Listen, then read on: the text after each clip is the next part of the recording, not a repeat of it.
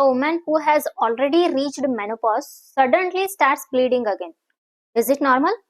Absolutely not.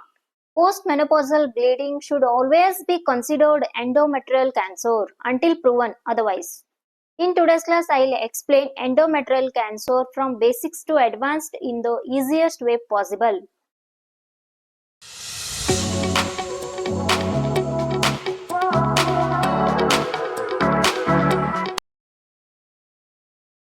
Endometrial cancer. Who all have visited first time on the channel, please do subscribe and watch. First, we'll see what is endometrial cancer. Here, endometrial cancer is a malignant tumor arising from the lining of the uterus, that is endometrium. It is most common gynecological cancer in developed countries, and then it usually occurs after menopause, although younger women can also develop it. Here we'll see anatomy. This one, the uterus has three layers: endometrium, myometrium, and then perimetrium. That endometrium is a inner lining, and then myometrium is a mausoleum, and then perimetrium is a outer covering layer. Here, the cancer begins in the endometrium, the layer that thickens and sheds during menstruation. Here, easily we can remember like this. Think of the uterus like a house, okay? Perimetrium is a roof, myometrium is a wall, and then endometrium is a wallpaper. Cancer starts in the wallpaper, not in the wall. Here we'll see. What does the endometrium normally do? Every month estrogen makes it grow, and then progesterone stabilizes it. If pregnancy doesn't occur, it sheds as menstruation. When estrogen keeps stimulating without progesterone, the cells keep growing. And then mutation occurs, cancer develops. We'll see epidemiology. Here it is a most common uterine cancer, and then usually affects women above 50 years. And then peak age is 60 to 70, and the average diagnosis around 63 years. Next we'll see types of endometrial cancer. Here type 1, it is the most common one, going to affect 80 to 90%. And then estrogen dependent. It is a type 1 is a type 1 endometrial cancer is a estrogen dependent. And then better prognosis, usually endometrioid adenocarcinoma develops slowly. And then comes to the second type of endometrial cancer. It's a less common, estrogen independent. This one is a estrogen independent and then occurs in older women. And then it is more aggressive. Here it includes serous carcinoma, clear cell carcinoma, and then carcinosarcoma, and then poor prognosis. Next we'll see the risk factors of endometrial cancer. Unopposed estrogen. It's important. Here, estrogen without progesterone. For example, obesity, PCOS, polycystic ovarian syndrome, and then nulliparity, estrogen therapy, early menarche, late menopause. Next risk factor is obesity. Here, what happens? Fat tissue converts androgens into estrogens. More fat, that leads to more estrogen production and then higher cancer risk. And then third one is diabetes associated with obesity and insulin resistance. And then fourth risk factor is hypertension, commonly associated. And then fifth one is increasing age. Risk increases after menopause. And then family history. Lynch syndrome. Here, hereditary non-polyposis colon cancer. And then here, it's also known as that greatly increases the risk of developing colon, uterine and other cancers. Very high risk. And then tamoxifen therapy. It is used for breast cancer. Here, a hormone treatment used to treat and prevent estrogen receptor positive, that is breast cancer, by blocking estrogen from binding to cancer cells. used to breast cancer, used for breast cancer, and then act as estrogen on the uterus. Estrogen on the uterus. Here, easy mnemonics. Risk factors here, old fat lady. Like this, in this sequence, we can remember the risk factors of endometrial cancer. That is obesity. O stands for obesity. L for late menopause, diabetes, family history, age, tamoxifen, and then that is therapy, low parity, annulation, estrogen exposure, years of estrogen. We'll see pathophysiology. It's very easy. We need to understand. Step 1. What happens in the step 1? Excess estrogen that leads to endometrium grows continuously. And then in the second step, endometrial hyperplasia develops. And then in the third step, here in the pathophysiology of endometrial cancer, DNA mutation occurs. And then common genes. Here, PTEN, a critical tumor suppressor gene, acts as a cellular brake to stop cells from growing and dividing too fast. Okay, and then comes to the second gene, that is PIK3CA.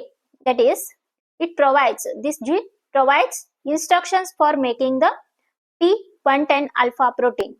And then comes to the KRAS gene that makes a protein called KRAS, acts as a molecular switch controlling cell growth, cell division, and cell maturation. And then comes to the MSI, that is nothing but a macrosatellite instability. It's a condition where a cell's DNA mismatch repair system fails to correct errors during cell replication. This is the third step of pathophysiology. This is nothing but a pathophysiology. Step 1, step 2, step 3. What happens here? And then step 4, hyperplasia becomes atypical and then cancer develops. And then in the sixth step, cancer invades. It's going to spread myometrium and then lymph nodes, blood vessels, distant organs. What happens here? In the first step, there will be the too much estrogen and then that endometrium grows. After that, hyperplasia develops and then DNA mutation occurs. After that, hyperplasia becomes atypical and then cancer develops and then cancer spreads to the myometrium, lymph nodes, blood vessels, distant organs. Okay, this is pathophysiology of endometrial cancer. Next, we'll see main important thing, that is symptoms. The most important symptoms are postmenopausal bleeding. We need to remember, postmenopausal bleeding is endometrial cancer until ruled out. Other symptoms include abnormal uterine bleeding, heavy menstrual bleeding, irregular periods, watery vaginal discharge, pelvic pain, lower abdominal pain, weight loss, fatigue, and then late stage urinary symptoms, and then late stage bowel symptoms. These are the symptoms. Okay. Next, clinical examination. Here, general examination, BMI, body mass index, anemia, lymph nodes, pelvic examination need to do, speculum examination, bimanual examination, and then rectovaginal examination. Next, we'll see diagnosis. In the first step, we need to collect history, bleeding pattern, menopause, and then risk factors, and then family history. And in the second step, pelvic examination. After that, transvaginal ultrasound, normal endometrium after menopause. Here we need to confirm that less than 4 mm or more than 4 mm needs biopsy. Okay. And then next, endometrial biopsy. It's a gold standard investigation for endometrial cancer, and then it's a most accurate test. After that, hysteroscopy. That is this one. Hysteroscopy is nothing but a procedure used to look inside the uterus, hysteroscopy, and then direct visualization. After that, dilatation and curettage. Cervix, they are going to dilate the cervix and they are going to see the endometrium, uterus lining they are going to see, and then used if biopsy is inconclusive. Next, imaging, that is MRI, assess this one myometrial invasion, okay, CT scan, and then check spread. It's going to help for this one. And then positron emission tomography and then computed tomography, both tests they are going to do. Cancer, and then detects metastasis. This detects metastasis, and then chest X-ray detects lung spread.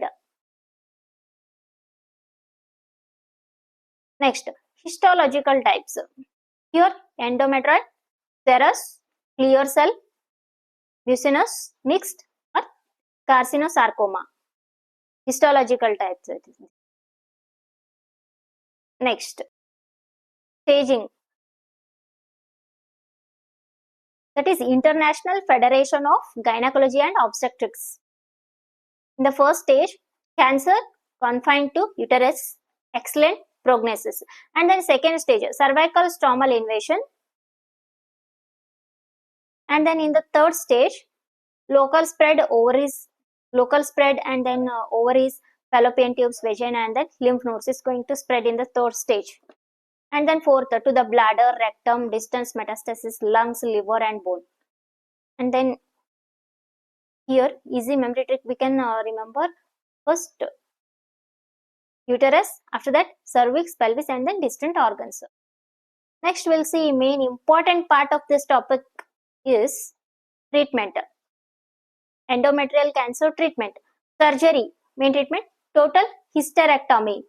That is the surgical operation to remove uterus. And then bilateral salpingo-oophorectomy. That is nothing but a surgery to remove the both fallopian tubes and then both the ovaries. And then lymph node assessment. And then sometimes omentectomy. That is surgical procedure to remove all or part of omentum, a layer of fatty tissue that covers organ in the abdomen. And then next, radiation therapy. Of that, chemotherapy. Next, hormonal therapy. Here, progesterone,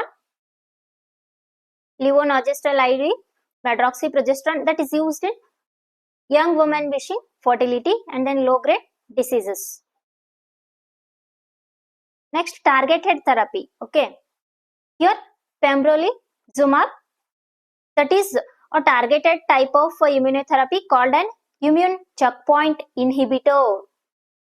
And then next one is a lenvatinib.